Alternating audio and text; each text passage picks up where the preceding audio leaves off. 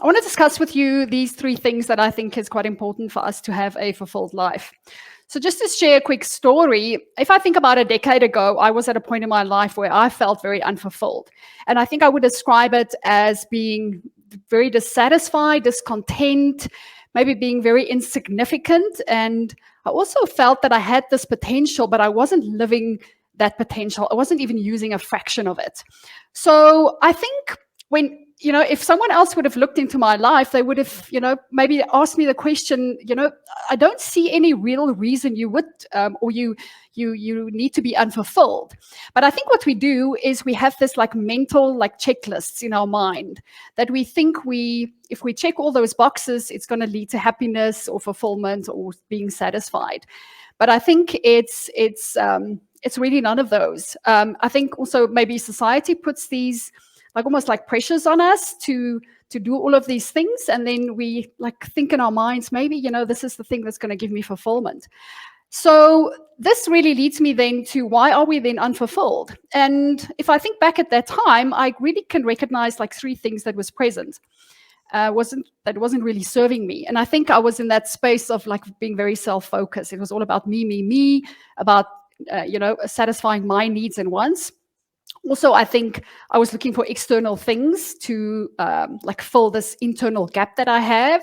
That is those achievements, getting the qualification, getting the job, getting the house or the family or whatever it is for you. And I also think then lastly, I was very much in my comfort zone. I wasn't putting myself out there, although I was setting goals at that point. I don't think it was really like stretching myself. It was like I was like moving in my safe space. And like I said, I wasn't like really using my full potential. So when we then think of all these things that's present in our life that makes us unfulfilled, then what is the secret to having a fulfilled life? These things I want to share isn't new information. It's still stuff that a lot of people talk about. And I believe these three things need to be present. So we need to be creative, we need to connect, and we need to contribute. And I think in our natural state, that is really who we are. If we give ourselves enough time and are bored enough, I don't know if you've experienced it, but that's the time that we really get creative. And I think that's what we maybe don't do enough today. We don't sit and are bored and start creating. Another one is connection, which I also feel is quite a natural state for us. Like in this community, we're always connecting. We are always wanting to share ideas with others, getting inspired by others.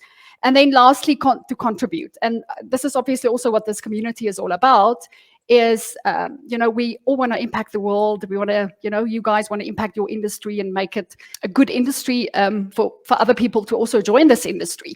So I think if we have these three things, it's really gives us that we fulfill that highest spiritual need.